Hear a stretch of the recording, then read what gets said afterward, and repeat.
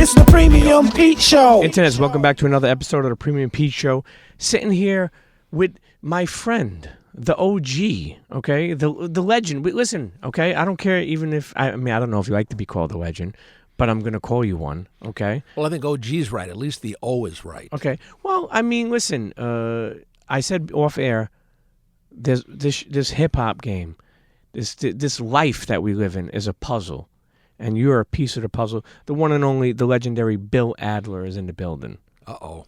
Listen. Trouble now. It's got to be. But first off, for people who know Bill Adler and for people who don't, okay, one thing I love about you is that besides being like a hip-hop historian, right, besides being somebody who was a first of its kind in early of the days, okay, I like to call you a dot connector, you know, somebody who put the pieces together for a lot of things and bands and groups that we really love. But honestly, let's take it back to a young Bill Adler. Okay. What the fuck did you want to be when you grew up? I had no idea. I mean, it was, when I first started thinking in just those terms, really the question wasn't what do I want to be? It was what don't I want to do? I was much clearer about that. And I was very, very lucky to grow up during the 60s in the hippie era. And, it was a different America then. And among other things, there were jobs and you could make a living. And, that's important. And I mean, things, in fact, were so good. There was so much opportunity that, people would take a job and make a living. And it would be a shitty job, but at least to pay the rent. And then, as the OJ said, in the early 70s, you were living for the weekend. Sure, right? Sure. I utterly rejected that idea. I thought, I'm not taking a job. I'm not going to do work, even to live, if I don't like the work. At such a young age? Oh, yeah. But how? What do you credit that to? Because I'm telling you, and mostly it was. Just having grown up in that time, there really was kind of a cultural rift widening. And, the values of each of those cultures were very clear. It seemed to me, I'm certainly not the only person who saw it that way. My father grows up in the Depression, sure, right? And his father had been a small businessman who hadn't done very well. So my old man grows up in Jersey City, goes away to war, comes back, and goes to NYU and gets a degree in accounting. Why? Because he figures if he's an accountant, the job is other people will make money. All he has to do is manage it. Sure. Right? So he doesn't have to worry about being an entrepreneur and taking a risk, okay? I respect that. I respected it. Good dad. Guess what? In effect, he was too successful, at least for me, okay? We grew up. He bought a house in the suburbs. We were comfortable. I had all of that. By the time I graduated from high school in 1969, I was done with the suburbs.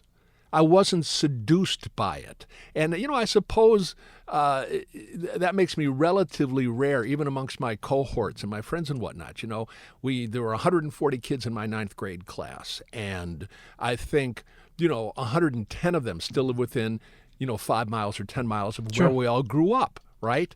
But I was not that guy.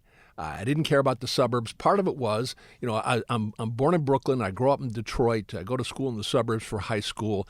And certainly by the time I'm in high school and probably earlier, I had a kind of a yearning to get back to New York right along. And so, that was definitive for me. So anyway, just being a hippie kid in Ann Arbor, being a music lover and a reader and, on and on, I was never bored. I didn't want to be bored. That was a key thing. So, I remember seeing a shrink when I was 19 and 20 years old. And but you wanted to do that. Oh, yeah. I wanted to, and really it was because, the question I was asking myself was, it's really two sides of the same coin. What do you want to do? But also, who are you? Or who am I? because I believe to a certain extent our work defines us. Sure, Certainly if it's work that we choose for ourselves, it's going to define us. And I didn't have a wonderful answer for it when I started, 19 years old, 20 years old. But, I'm seeing a shrink, and, I had a glimmer of an idea about something I wanted to do. And there was I had dropped out of college at the age of 19 because I didn't want to be in school anymore. Fuck school, okay? But I liked Ann Arbor. My parents say to me, Billy, if you drop out of school, we're not going to pay for you to live anymore. Mom, Dad, not a problem. I'm working at a little record store. I'm making $80 a week. I'm paying $80 a month in rent. I'm good. See ya. Goodbye. Classic. So I'm on my own.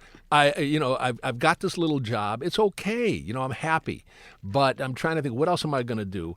And I had this idea, music lover that I was, that maybe I could go work on a radio station, the student radio station, even though I'd dropped out of school itself. And, I mentioned it to this shrink. And he wasn't a very talkative guy, but it's okay because what was great about, psychotherapy was, and I think this is something they want for you, is that you can hear yourself talk. Sure.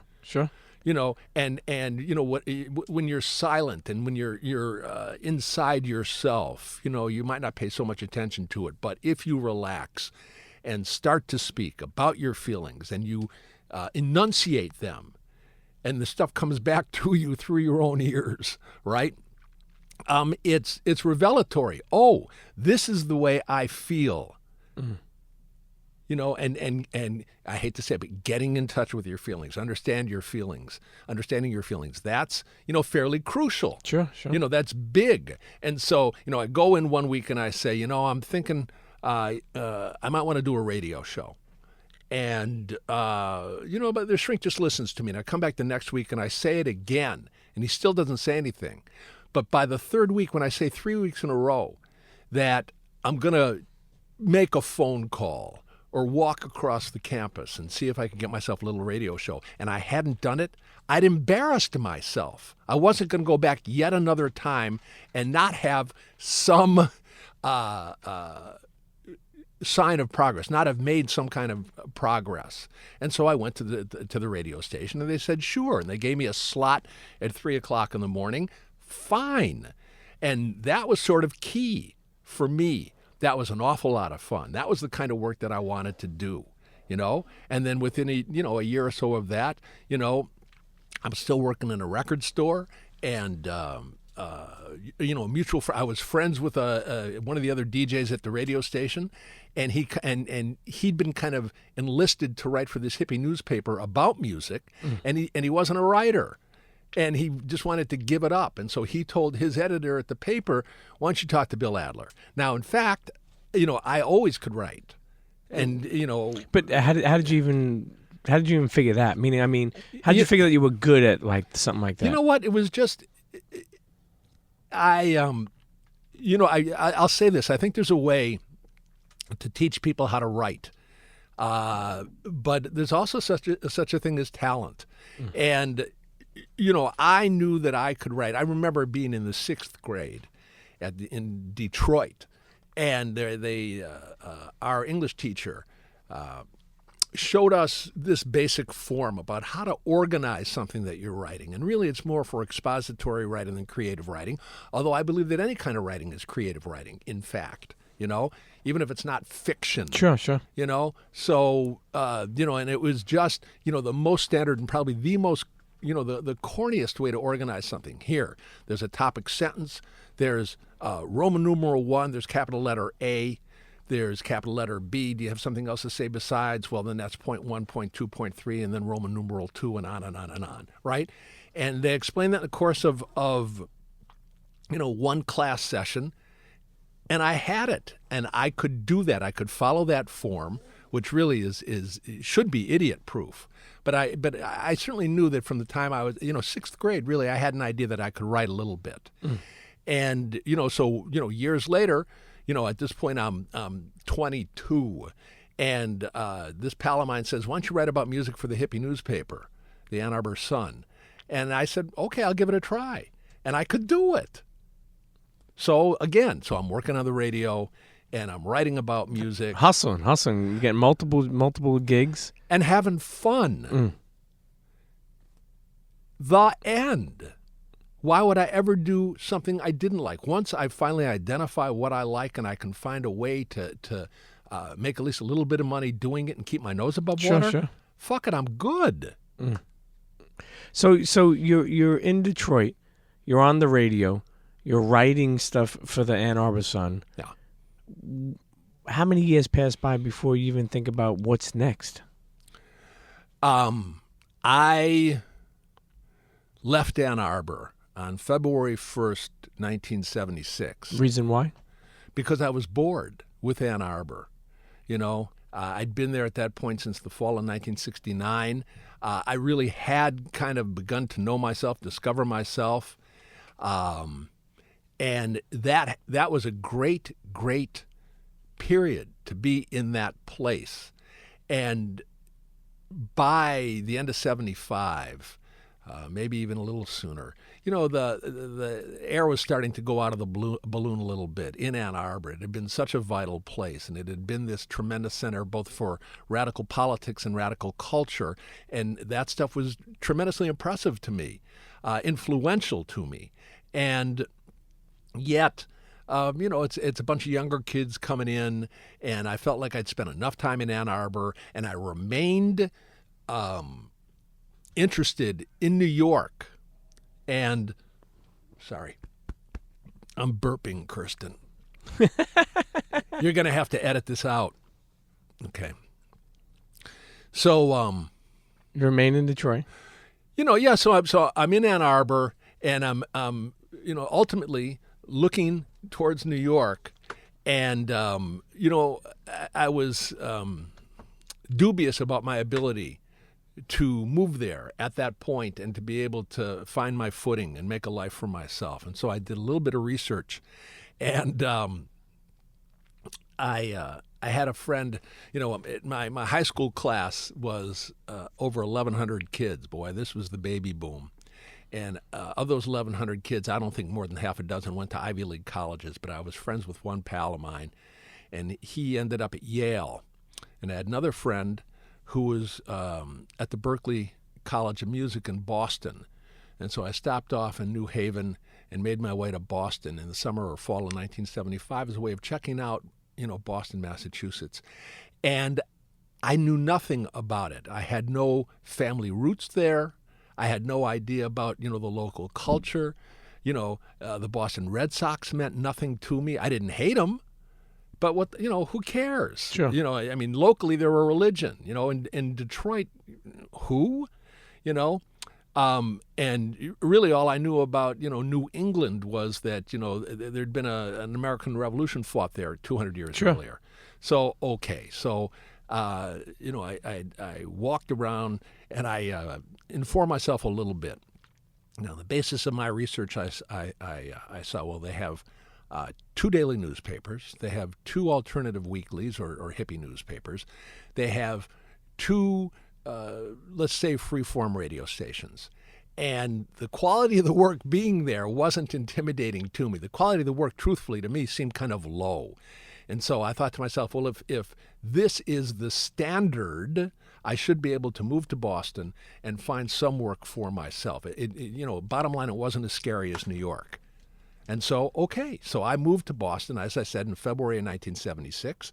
And during the course of that period, I was able, I worked on the radio a little bit on this radio station, WBCN. And then starting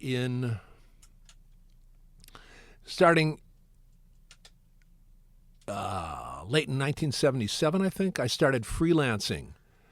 Maybe it was even by 76. I started freelancing to the Boston Herald, which was the number 2 daily newspaper there. Sure. And then I got hired full-time there in April of 1978. And I worked there for 2 years until April of 1980. And, I was a music critic, the pop music critic, and it was a wonderful period.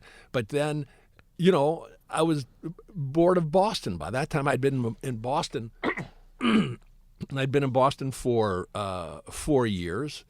And I'd never been seduced by it. There'd never been a period when I thought to myself, I'm going to settle down here. Boston is really, nirvana. And I still had New York in mind. And so, having, done some interesting things and built up my resume a little bit, I moved to New York in July of 1980.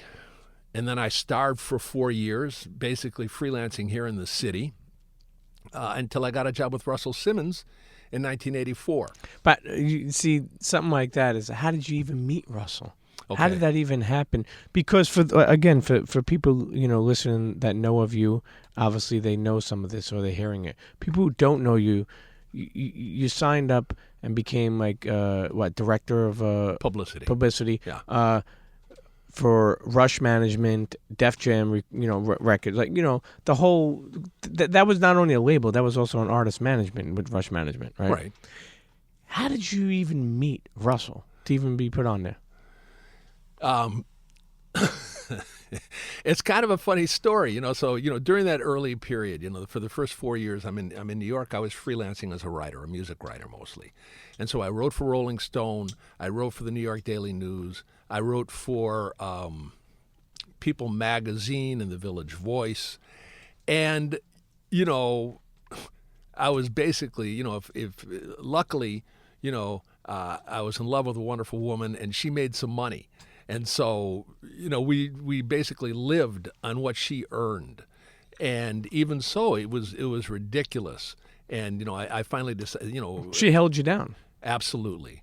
And I'm going to say a word about marriage right now, to the hip-hop generation. Fellas, you perform a calculus in your mind, and you're dubious about marriage, and you wonder, what am I giving up? If I get married, I'm going to be boxed in a bunch of ways and blah, blah, blah. That's okay. I'm going to stay solo. I think that's fairly typical, that kind of thinking. That has not been my experience, and I just want to suggest to anybody listening, especially a guy, especially a hip-hop era guy who is not married, the possibility of 1 + 1 equaling 3. You don't lose something getting married. You gain something. You gain a partner, a life partner, and it's gigantic. That's been my experience. So with that commercial for marriage done, let me just say that, my wife, held me down. And I started writing for the Daily News before, in 1980. And one of the first stories I did for them was about this rapper out of Harlem named Curtis Blow, who had a national hit with a song called The Breaks. And I'd heard of Kurt when I was still in Boston because the previous year, in December of 1979, he put out his first single, and it was called Christmas Rappin'. And it was, a remarkable hit. I mean, it was a great little record, but also, rap was so new at the time. Really, the only thing that had broken through prior to, at least nationally, was the Sugar Hill Gang with Rapper's Delight in the fall of '79. And so this record comes out, this Christmas record comes out, and it was such a knockout. It was such a sensation that the local black radio station, WILD, was still playing it in February. So when I moved to New York, and I'm writing for the Daily News, and it's the fall of 1980 now. And by the way, let me just hit this one note, because I pay attention to these things. This next year, 2019, will be the 40th anniversary of the release of Curtis Blow's Christmas Rapping. Not 30 years, 40 years. So. Wow. Hip-hop's been around for a minute, and that's just hip-hop on record. Of course, there's half a dozen years before the first records when hip-hop was really percolating here in the city. But in terms of, the face turned to the rest of the world, it goes back 40 years next year. Anyway, so I talked to my editors at the Daily News and said, this local guy has a national hit with this new rap stuff. And they said, go ahead and talk to him. So I wrote a story about Kurt. And in the process, I met his producers, Robert Ford and J.B. Moore. And they talked to me about Kurt's manager, this guy named Russell Simmons. And I don't think I met Russ then, but I heard about him.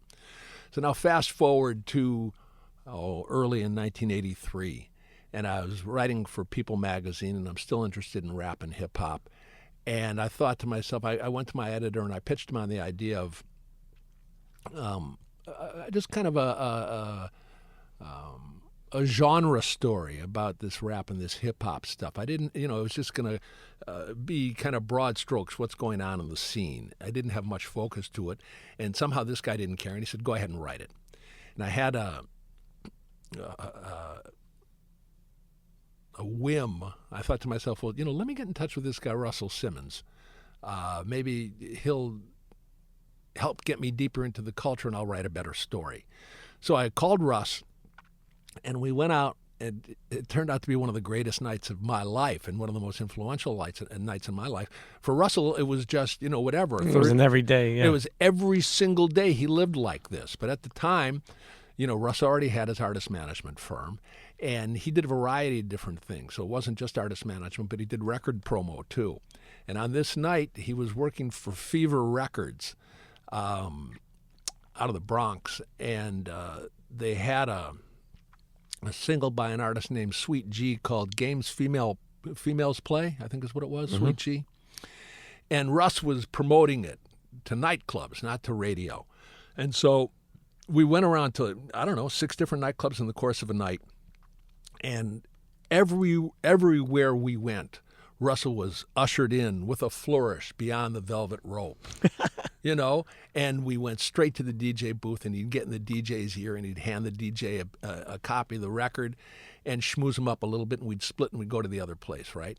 And the range of clubs was fairly remarkable because that's the way nightclubs are. They cater to different audiences. But Russell was, what's the word? Russell was down by law wherever he went. That was the expression then. He was down by law. And, we end up, our second to last stop was at the Roxy. And that legendary. Was legendary. Every place we went was legendary. We went to the Paradise Garage that night. Oh, my God. So we go to the Paradise Garage, and then we go to the Roxy, and that's fairly remarkable. And by this time, it's 3 o'clock, 4 o'clock in the morning. Fine. Now it's time to head back uptown, and we go to Disco Fever. And Disco Fever was astonishing. And I don't know how familiar folks might be with Disco Fever these days, but, it was an after-hours nightclub in the Bronx, basically within spitting distance of Yankee Stadium. And it was really kind of a world unto itself. It wasn't just that you could go there and dance. They would put on events and contests and whatnot, and it was this, tremendously vital after-hour spot in the Bronx. And, we hung out there until daylight and, had our fun and listened to music and did our drugs and whatnot. And, kind of struggled out into the street at about 8 o'clock in the morning. And, as I headed back downtown, I knew then, whatever my half-assed idea about the story, I said to myself, I'm going to write about Disco Fever for People magazine. And I came back and I told my editor, and he said, fine, great, go ahead and write it. And that's what I wrote. Okay, so that's the spring of 1983. A year later, it's 1984. It's an election year. Ronald fucking Reagan is running again for president. I can't pretend to care about him. In fact, I want him out of office. Sure. Here's my brilliant idea. I'm going to write an anti-Reagan rap, and I'm going to give it to Curtis Blow, and Kurt's going to record it, and we're going to rap Ronald Reagan out of office. Brilliant, right? You know how that turned out, okay? But in the course of it, I got in touch with Russ again because Russ managed Kurt. And, I read him my lyrics. I thought, I don't know if he thought very much of my lyrics, but he said, well, what else do you do? And this is, by the way, this is when Russell had, was working out of 2 offices at 1133 Broadway. And he had one full-time employee, Miss Heidi Smith. That was his executive assistant. And he had, people like Tony Rome taking the artist out on the road in the weekend. But it wasn't, a big organization. And we got to talking. He says, "What else do you do?" And I told him I was writing, and I don't know how interesting that was to him. But I also said that is this too much detail? No. This is so. We haven't got to the hip hop area yet. It's all right. We sort of had. So anyway, I'm old. I'm fucking old. We could do this for hours. Old. Anyway, so he says, "What else? What else do you do?" And it so happens, once I'd got to New York, John Lennon dies. I moved to New York in July of 1980. Lennon is shot and killed in December of 1980. And very shortly thereafter, I met a guy named Steve Gebhardt who had made movies with John and Yoko in the late 60s and early 70s. And it's not like his name went on it, but he was an actual filmmaker. John and Yoko were not. They were, tremendously creative, but they didn't know how to make a film. Gebhardt made the films, and John and Yoko put their names on it. So Gebhardt and I met, and he says, "Bill, you're a writer and you know something about music. I want to make a movie. Let's make a movie about John Lennon now that he's dead. Let's make a documentary movie." So I'd been working with Gebhardt, to get this movie off the ground, and nothing would ever happen with it, of course, because if Yoko didn't run it, whatever it wasn't going to happen. And of course, she hated Gebhardt for I think no very good reason, whatever, because she couldn't run them. But sure. Did she need to work with Steve Gebhardt to make a movie about her ex-husband? No, she did not. Well, I didn't understand it at the time, and so I was working away on this film that would never be made. But I mentioned it to Russell, and he perked right up, and he says, "You know what?" He says, "I want to make movies with my artists eventually." And then he flattered me into the job. He says, "I can't believe somebody as smart as you doesn't have a job. Why don't you come work with me?" And I said, "Okay." And that's how it started. I remember hearing you say that you worked for the first 6 months. For free. For free for Russell Simmons. That's true. In this day and age, some people have, their thoughts about it. Some people don't. Not meaning you, meaning in general. I've heard many people say in the beginning, or wanting to get known or wanting to get seen, just take the opportunity. Why did you do that at that time?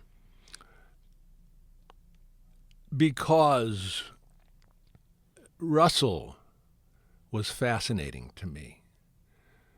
When I started to work with him, it just confirmed what I already felt.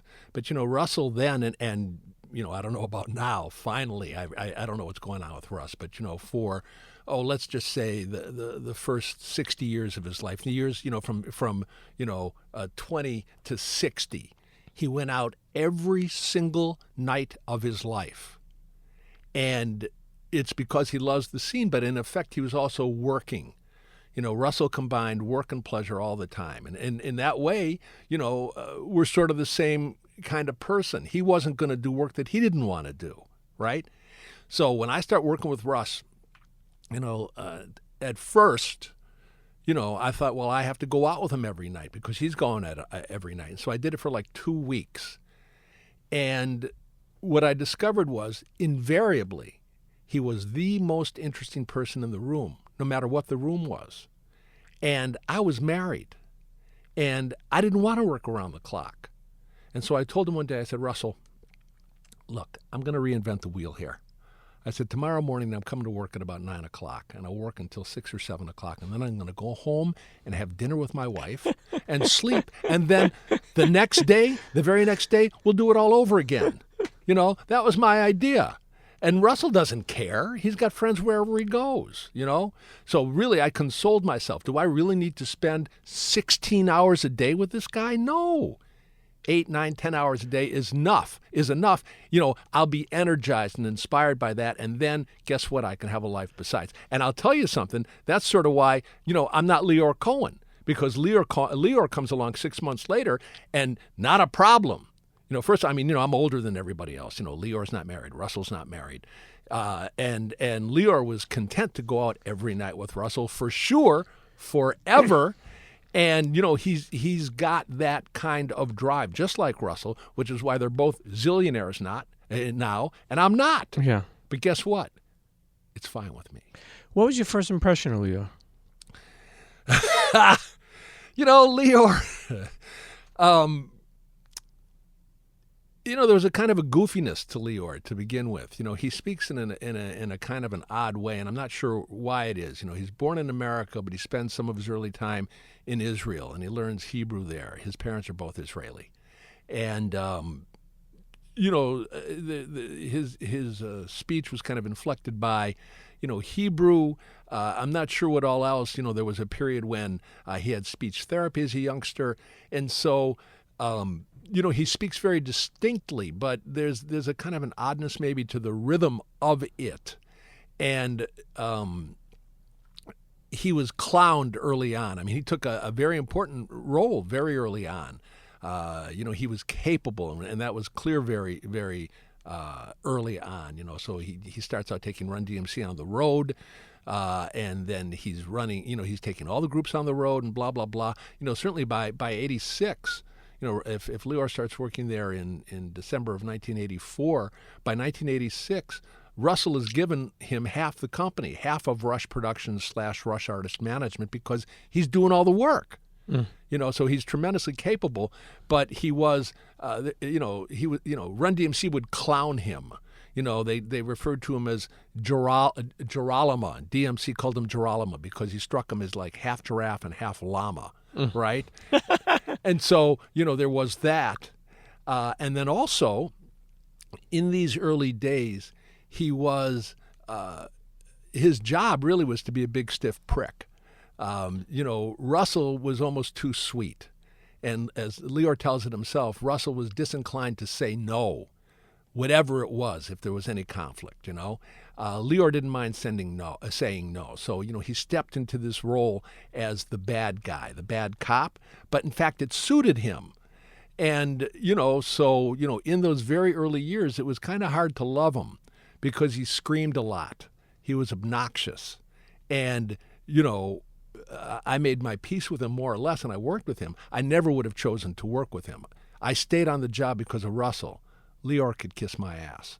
But I'll say this, he's evolved and he's matured, and I'm still friends with him, and I love him. And, we worked together, very, very recently, as of, I think it was May of this year. He was called upon to give the keynote speech at the South by Southwest Music Conference. And the thing about Lyor, still all these years later, for everything that he's accomplished, he's not known as a guy who's going to get up in front of a room full of people and give a speech. In a meeting, in an office meeting with half a dozen people sitting around a table, he's going to run that meeting and blaze and be magnificent.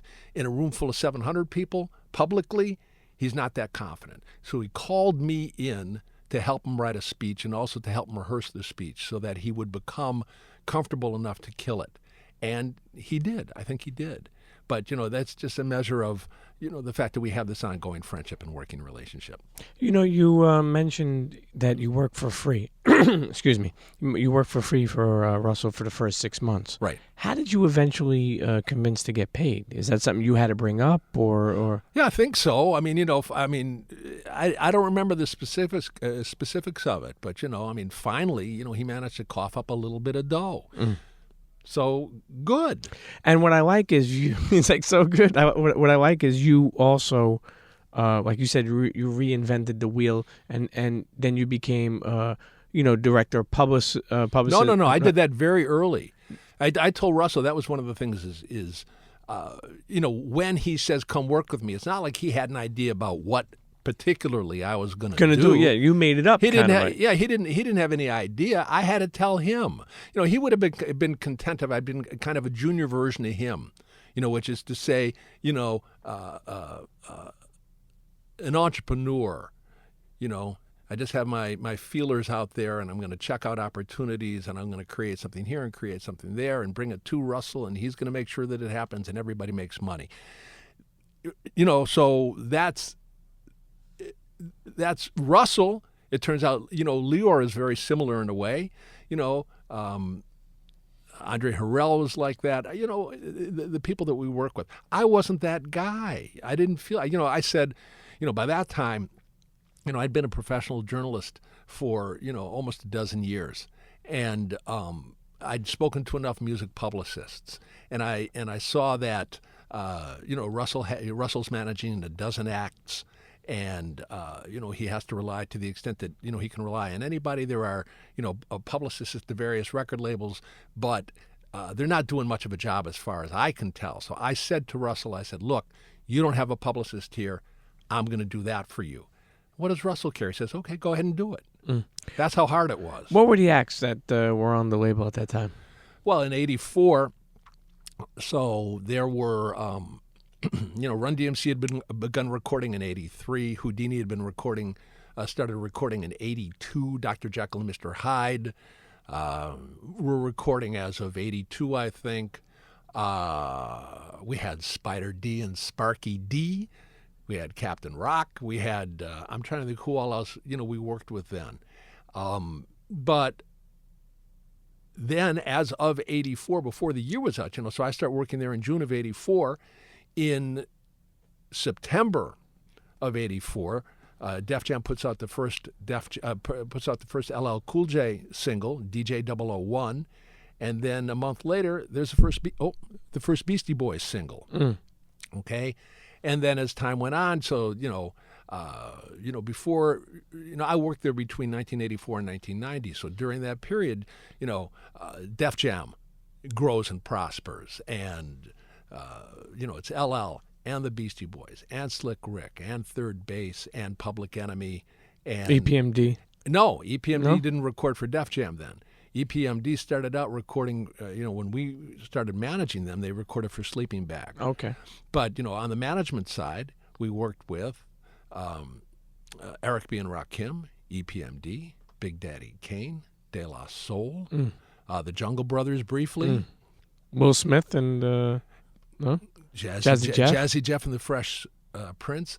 And this, these are very early. I mean, it's really so much to Russ's credit and to Lyor's too, that, these were brand new acts.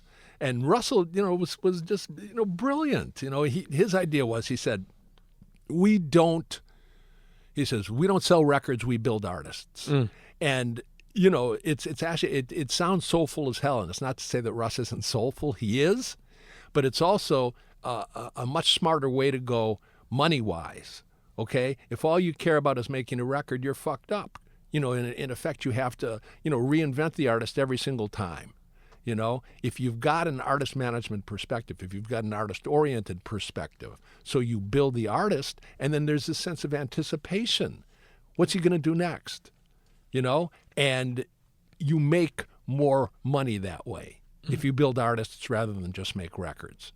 And so, we start working, Slick Rick, come on. He puts out one record in the summer of 1985, and he's just second billed to Dougie Fresh. He's MC Ricky D with Lottie Dottie in the show. And, that record was electrifying. If you hear it today, young people, you're going to hear it and get happy, right? But who thinks to sign MC Ricky D? Russell and Lyor did. Lyor really went after him. And we signed him, I think, by '86, and it took a couple years to put out the first album. But it was Def Jam's vision for Ricky that was definitive. Jazzy Jeff, LL Cool J. All the credit in the world to Rick Rubin and to Adam Horvitz of the Beastie Boys. To bring him on? Yeah, he was a 16-year-old kid who'd made a demo at home in St. Albans, Queens, and he sent it around to a bunch of the record labels that were making hits then. And Horvitz, he sends it to Rick Rubin in his hotel room, in his dorm room at NYU, and it lands in a basket in Rick's room, and he's not listening to it because Rick's got other work. But Horvitz is hanging out and basically spending a lot of time with Rick at that time, and so he fishes a cassette out of a basket and listens to it. And it's this kid who's calling himself LL Cool J, and he says to Rick, this kid has got something. One thing leads to another, and we sign him up. He's 16 fucking years old. 16. Jazzy Jeff and the Fresh Prince. He puts out one single. He by that time he's recording. Credit to Barry Weiss, as I think about it, at Jive Records. Good. They've signed him up. Do they need management? Okay, we're going to manage him. Will was 18 years old then. So very, very early on, we made an investment in these artists as artists, and it paid off. First impression of LL Cool J. He was aggressive, and he was basically fearless. And, I can remember when we were still at 1133 Broadway, he came into the office and he got into a snapping battle with Run. And, they had a complicated relationship. There was going to be a lot of mutual respect, but there was going to be a tremendous amount of competition as well. So the two of them started snapping on each other. And, Al held his own. And so, that's pretty impressive. He was thin then, skinny-assed. He wasn't pumped up. I'd say that his kind of creative courage, you worried about, could he back up? Sure. His aggressiveness. Luckily, as I think about it, he was working with Cut Creator. Mm-hmm. Cut Creator was a big, stocky guy, former football player. So if LL, tried to cash a check that his ass couldn't, I can't remember that cliche, but if L got himself in trouble with his mouth and he was about to get a punch in the fucking face, you could count on Cut Creator to make sure it didn't go down like that. The protector. Right. And then, LL started working out, and all of a sudden, in effect, he became, he just became big himself. Did you see at that moment that he could be the star he is today? Yeah, he had. I'm not going to pretend to say that I signed him. I didn't. That's Horowitz's credit and to Rick Rubin's credit. But he was just tremendously charismatic. Right away, he was very confident on stage, and he was very confident in terms of writing rhymes and then rapping. By the time, so if he's only 16 when we start working with him, by that time, he'd been thinking of himself as a rapper, for 5 or 6 years. He hears Rapper's Delight. He's 11 years old. He flips. As just a kid growing up in St. Albans, he says, that's what I want to do. So in effect, he was practiced by the time he got to us as a 16-year-old. And then when he gets on stage, oh my God, these women went nuts for him because he had that. Ladies love Cool J? Guess what? He had that going for himself as well. He was very good looking. And he would, unlike most rappers at the time, he wasn't just going to write a song, beating his chest about what a great rapper he is. He's going to write a song, he's going to write rap love songs very early on. And, I think it was brave of him to do that. And guess what? The females were listening, and they loved him. And there's a sequence of photos that Harry Allen shot of LL Cool J, one of his very first shows. And you see him on stage, and it's as vivid, kind of a demonstration of magnetism. People talk about, animal magnetism or charisma. And, you see LL on stage, and he's got a copy of his first single in his hand. And he holds it back at first. And the image is, this crowd of women. The stage is the lip of the stage is crowded by these women, and they're kind of reaching towards him as he holds the album back, and then he in the next frame he holds it to him, and again they're just magnetized by him. He had that going. And the most notable part of it, as a matter of fact, of that night was that Jeckyll and Hyde were on the bill as well. And they were established by that time. And they did not do as well at that event. And Andre Harrell says he saw the way that LL Cool J killed it at that show in the fall of 1985. And he said to himself, you know what? I'm not built for this anymore. I'm going to go into into the executive ranks. I'm going to do a different kind of work because I don't have it like LL Cool J. Mm-mm-mm. Listen, on that note, let's take a quick break. We're sitting here going down the journey, the historian. Oh, sure. We made it all the way to 1985. That's big. I mean, listen, we still got some things to go over. Sitting here with the one and only, the legendary Bill Adler. Don't go nowhere. We'll be right back. Cheers. Yo, what's up? This is me, DMC, in the place to be. And y'all know how it goes. The only place for DMC to ever be is right here on the Premium Pete Shows. Internets, and we're back sitting here with Bill Adler. Let me tell you, the journey is amazing, right? All your life, I feel like you set yourself up to be happy, to do what you love. Right. And when you didn't like what you were doing, you got bored of it, you moved to something else that made you fall in love again. Right. You're in the midst of Def Jam, director of publicity. You're a man of many hats. You're doing a bunch of shit over there. Okay? Were you happy? Yeah, I was happy until I wasn't happy. You know, I worked there for just about 6 years. And, we'd had astonishing success. We went from one success to another without a bump, really. I mean, the Beastie Boys, we put out License to Ill. It goes triple platinum. And then a year, the Beastie Boys were the Beatles in 1987 in terms of pop music. And in 88, they're pissed off at Russ and Rick, and they leave the label. That should have been the end of things. But it wasn't. We just roared on without the Beastie Boys. So, it's a great, great period. And then, given how much success we'd had, after 6 years, I wanted to... It's not just that I wanted a raise from Russ. I think I asked him for, a piece of the company, some small piece of the company. It had grown so much. I'd been, on the ground. You've been a part of. Sure. I'd been a part of it. Give me a piece. I'm not saying retroactively. Give me a piece going forward. He wouldn't even consider it. And so I left, Off air, we were talking about this, and I was just giving you credit because I feel like not everybody fights for themselves.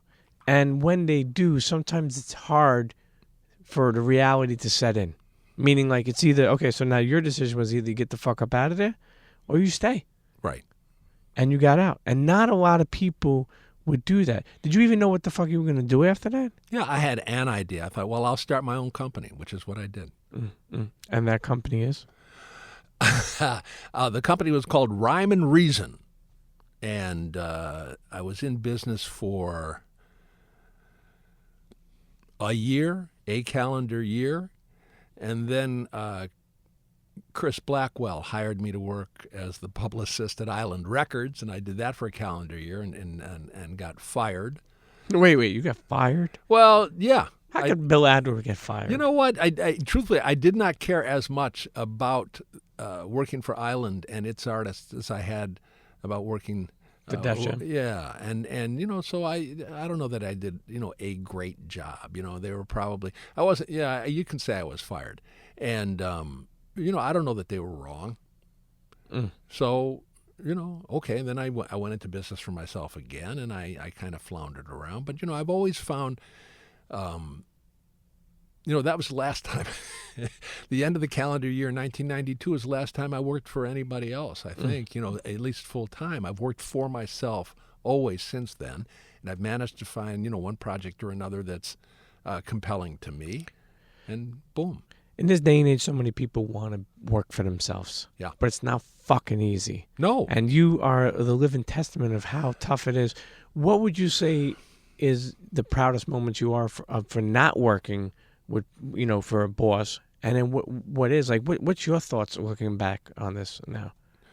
Wait, tell me again. What's the question? No, I'm saying, what's your thoughts on looking back? So many people want to be an entrepreneur now. It's like a trendy thing. Right. They want to work for themselves. Yeah. But it's not easy. No. Being a freelancer is tough. You can make $5,000 one week. You can make $5 the next week. Right. What are some of the, highs and lows that, that kept you going throughout that time? The chief thing always has been to do work that's challenging and satisfying to me. That's the key thing. And then the second thing is, can I make enough money doing this work that I want to do to live? And, I have not made a lot of money. And as I said before, I'm beyond blessed to be married to a woman who has made money and who has helped me keep my ass out of the street. And so, I appreciate the hell out of that. But I mean, I don't know that I ever would have done anything different. This desire to do the work that I want to do on my own terms, as we've discussed already, that's been baked into me since I was 20 years old. Sure. I'm not, if I hadn't married so well, if I hadn't been able to go to New York, I still think I'd be the same guy. I might, if I'd never left Ann Arbor and I was running a record store there, at least it would be, the kind of work that I want to continue to do. That's it. It's always been that way for me.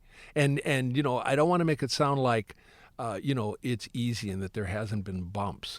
It has been tough sometimes, and there have been bumps, and I have been fired from jobs, and I have quit jobs, and, I've moved from one city to another.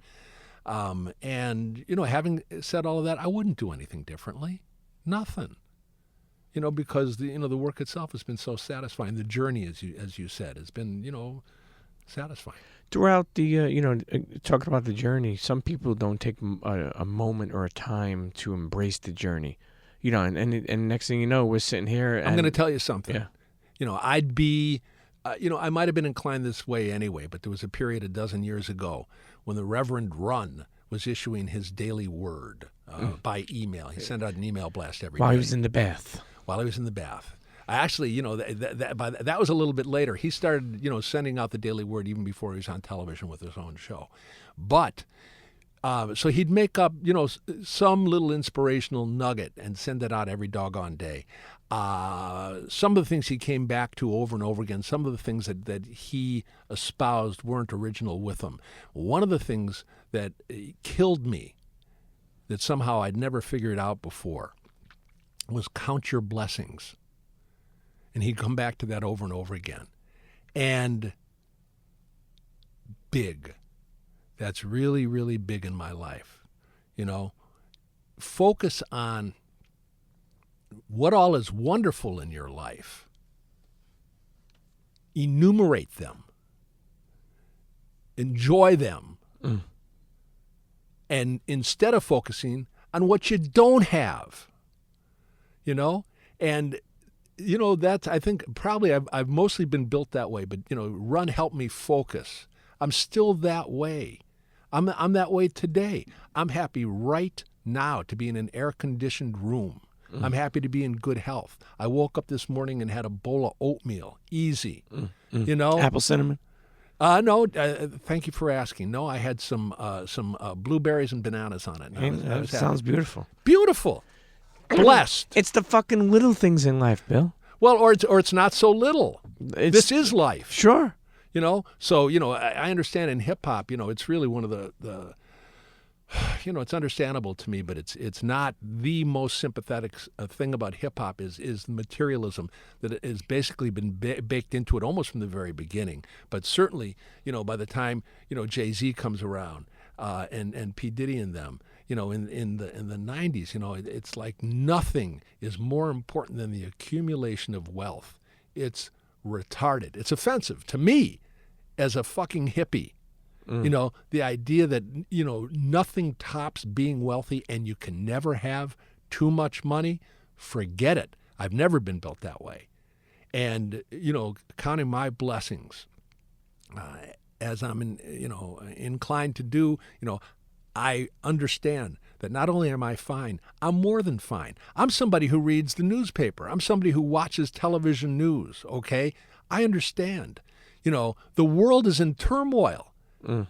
This country was in turmoil even before President Fuckface took office, okay? And the vast, vast majority of the people are nowhere near as privileged as I am. Am I a billionaire? I'm not. Do I need to be a billionaire? I don't. I'm going to count my blessings. Let me tell you, during your time at Def Jam, you hired so many different, tremendously talented photographers. We spoke about it where Russell would say, hey, if you're looking for any pictures from, the Def Jam Rush management, ask Bill. You've done so much work where people have legendary clippings, articles, pictures, flyers. I mean, man, let me tell you something. You're an author, okay? Tougher than leather. Right. Def Jam 25 with the homie Dan Charnest. Man, so many things, and this may be a tough question to answer, but what are you most proud of, man? You've done author, and you had your hand in so many different things. You've been able to live the life that you love. What's some of these most memorable moments? I'm man? just, I'm happy about, the accumulation of things. I'm happy that I've been able to stay creative and grow older. And, looking back now, it seems as if I've been productive. And so really it's the entirety of what I've managed to do over the course of my working life that's very satisfying to me. I could say, it so happens, if you want to talk about, the collections I've put together, that's something I'm very proud of that, Tell us about that. I'm somebody, I've always had a sense of history, and that's relatively rare in America. The great thing about America is, we've always been kind of what's next, what's new. And that inclination is a creative inclination. You're not content with what happened before. Fuck the past. We're going to create something brand new right now. That's the story of America in a nutshell. Do we need England or Spain or France? Fuck all of them. We're going to build something brand new on a new continent. Okay? That's the American thing. Good. But, I think, I grew up, I was subscribing to Downbeat magazine as a teenager in high school. And so they're going to cover the jazz scene as it happens at that point. But also, they had a historical perspective about the great artists, some of whom were still working at that time, but who predated that moment. And that was interesting to me. Or go earlier. Listen, I'm somebody, I listened to the Beatles in 64, 65, and they didn't always write their own songs. They're tremendously influenced by everything that predates them. I found out about Chuck Berry and Little Richard and Carl Perkins through the Beatles.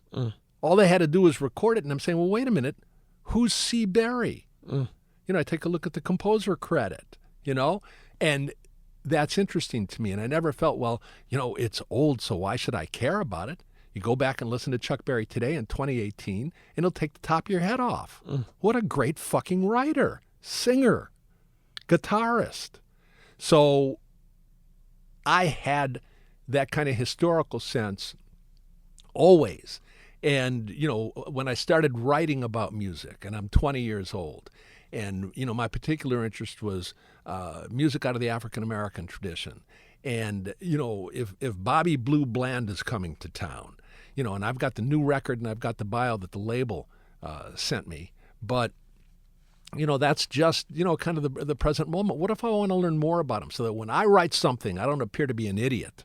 Let me write something informed. Well, guess what? There weren't a ton of wonderful reference works then. There was no internet.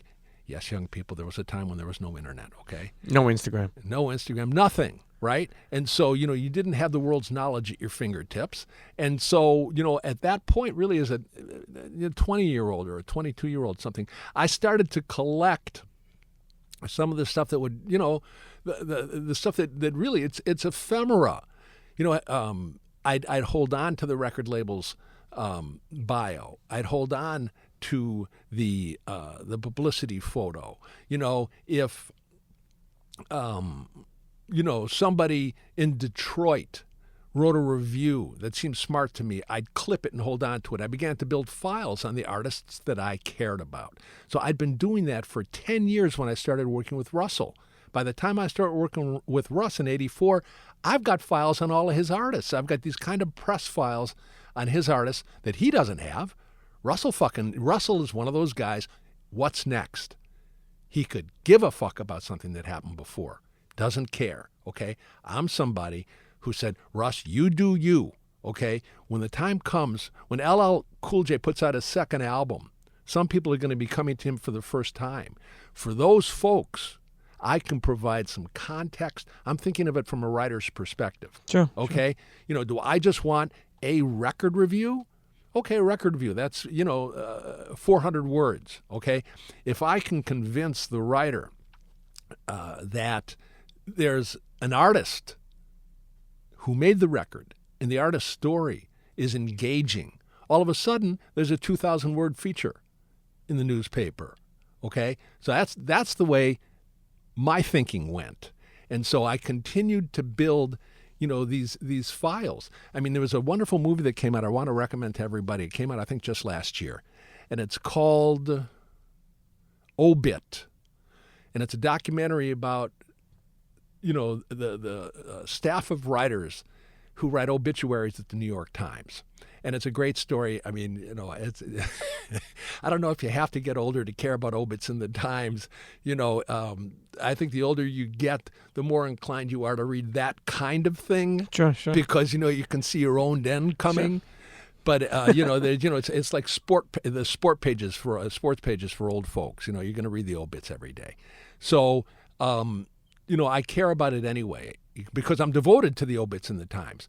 But at one point they go down, they're puddling around, and they go to a room. It's in a basement somewhere, I think. And there's one guy down there, and it literally looks dusty as hell. It's kind of hard to see what is it, right? But it's just a room the size of a football field with file drawers and file cabinets in it, okay? And it is known as the morgue. And it's something that all newspapers used to have. It's a library of press clippings organized by subject, right? And somehow I never figured it out. As long as I've been doing what I've been doing, I never thought that what I'd done is create my own kind of morgue. I'd created a morgue devoted to the subjects that I'm most interested in. And,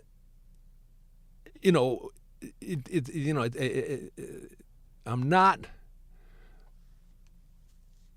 I guess I was kind of unconsciously influenced by the example of, I'd never seen a morgue before. I started working at the Boston Herald in, full-time in 1978. They had a morgue. I used it. If I'm writing about, whoever it is that's come to town and I want to, get some more information to back myself up, I walked into the morgue and looked at the file and I was good. I worked for People magazine in the early 80s. So that's owned by Time Life, which at the time was, like the towering icon of American magazine journalism, okay? And, did I have to, what was I writing about for them? Didn't make any difference. I call the library, I call the morgue. What do you got on whoever it was? I did a story on Luther Vandross, okay? What do you got on Luther Vandross? Oh, my God. They sent me a file 4 inches thick. So that's the kind of thing that I've done, for hip-hop. And, this whole long story I've just told, it's just a way of saying that, I've kind of always thought this way. And I understand it's relatively rare to have a sense of history, and particularly vis-a-vis hip-hop, because in, capital H historical terms, hip-hop is brand new. It's brand new, okay? It happened, in the summer of 2015, I sold a collection of hip-hop-oriented photos to the National Museum of African American History and Culture, which had not yet opened. It didn't open up until a year later in the fall of 2016, okay? And the curator there, Lyor Cohen, bought this collection of hip-hop photos that I'd exhibited when I had a hip-hop art gallery in Manhattan between 2003 and 2007. I hadn't been able to sell anything. I shut down the gallery at the end of 2007. I put all the photos in a drawer, okay? 8 years later, this new museum jumps up and says, we're kind of interested in this. And they bought it. I tell the whole story to say they're very, very avant-garde in 2015 to demonstrate an interest in these materials and to basically to put their imprimatur on them and say, guess what? This hip-hop stuff, these photos, okay, that's African-American history and American history and music history. That's what the purchase of those materials meant. Guess what, though? 2015?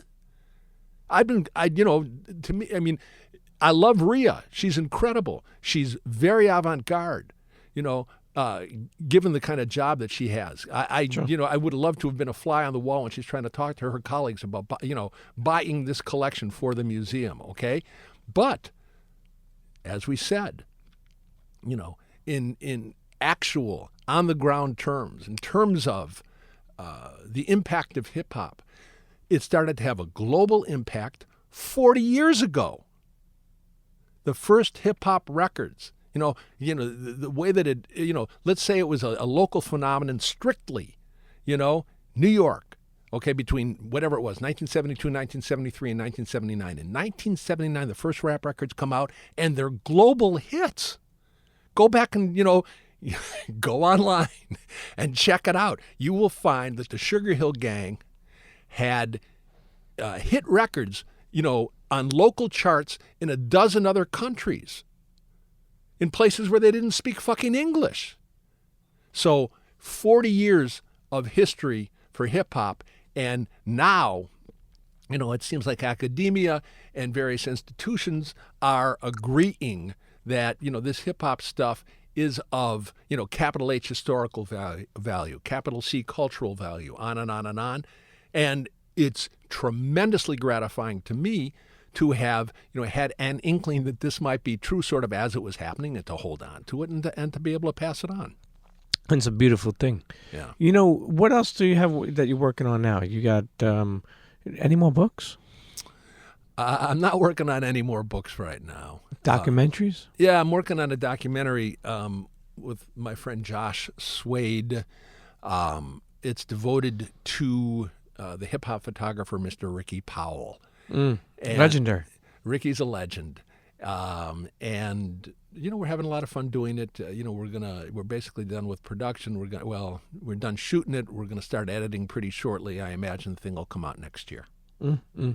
What else do you got going on? What is that? Don't you have not museum stuff? What else? Not the story you just explained, but don't you have something else going on? Well, one of the things that I'm also excited about is, in 2013 I sold a collection to Cornell University. Yes, and that was newspaper and magazine articles and publicity photos and a variety of other materials like that. All of it, again, it's ephemera, which is to say it's basically built to be disposed of. It's not built to last. It's ephemeral. It's supposed to dissolve. And so, I held on to that stuff for the reasons that I've already described. And, Cornell, which had already established a hip-hop collection, decided they liked what I had done. And when I sold it to them, I really only had kind of one stipulation about it, and that was you must agree to digitize these materials and put them online because, Cornell, I don't know how many folks listening have ever been on the Cornell campus. It's in Ithaca, New York, and it's absolutely magnificent. It's really, it's a world-class university. It's an Ivy League university. It's beautiful. And but again, it happens to be in Ithaca. And so, if you want access to, anything there, including my collection right now, for the most part, you have to go to Ithaca, New York. Guess what? It's 4 hours from anywhere. So I knew that going in, and I thought to myself, the internet is better known really as the World Wide Web, okay? And anybody, anywhere with a computer and a connection can have access to knowledge everywhere and culture everywhere. So please, hip-hop is global culture. Let my collection be available to anybody who has access to a computer. And they've agreed to it. And it's going slowly, but, it's going. And so you can find a sliver of my collection on the Cornell website right now. And that's gratifying. And, they're keeping their nose down. And I think, much more of the collection will be online, perhaps as soon as the end of this year and then next year and on and on.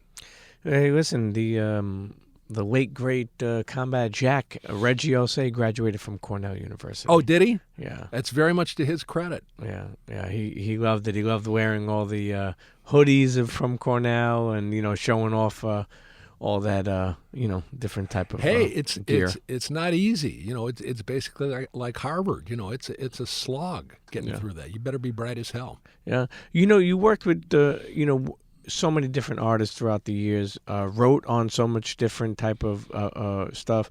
Even I remember hearing a story about boycotting the Grammys. Yeah. That you push. Could you tell internets who don't know about that story? Could you tell them that story? Yeah, I mean, we're 73 minutes into this thing right now. Do you really? I mean, it's another long story.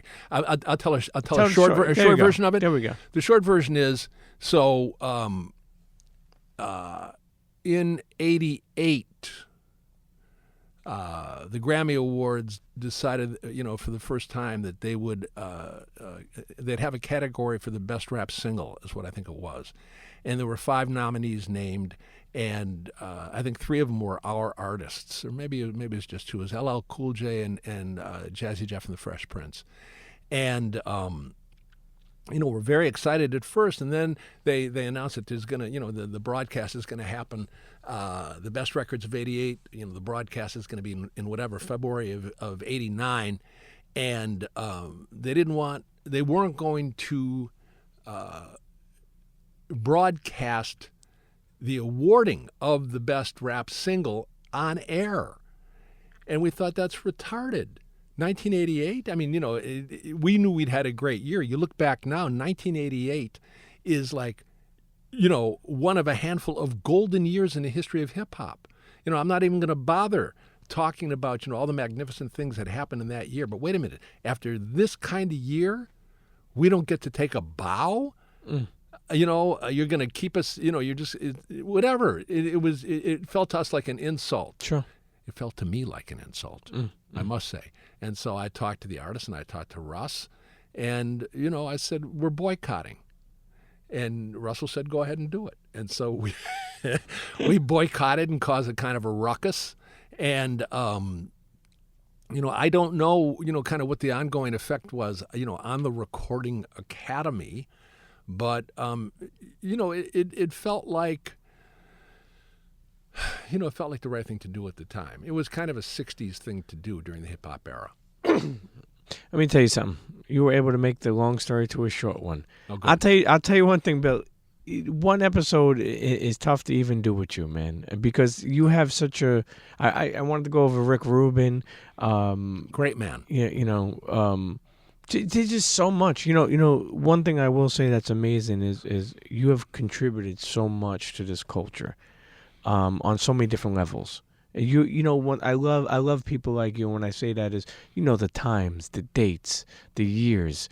An amazing storyteller, man. And thank you. No, I mean that. And when I've sat down with so many people, not everybody remembers everything. I understand. I know that. And when you do it like that, it's amazing. Well, it's my pleasure. It's amazing. Thank you for having me. Anything else you want to leave the internets with? I don't know. Actually, go ahead. I was going to say, I could be, this could be like a moment where it's a graduation speech for a bunch of college kids, and I'm doling out my hard-earned wisdom as an elder. It's kind of too cliched. I will say, the biggest cliche of all, because I think it's valuable. I will say, follow your heart. And I say that understanding that a lot of people, never inquire of their heart what means the most to them. If you ask, most folks on the street, what do you love to do? What makes life worth living to you? You'd take most of them by surprise because they've never asked themselves that question. So my advice would be to ask yourselves that question and then to act on it. Bill Adler, before we end this, I'm going to ask you one more question. Uh-oh. Because writing still matters. Yeah. So does reading. Yeah.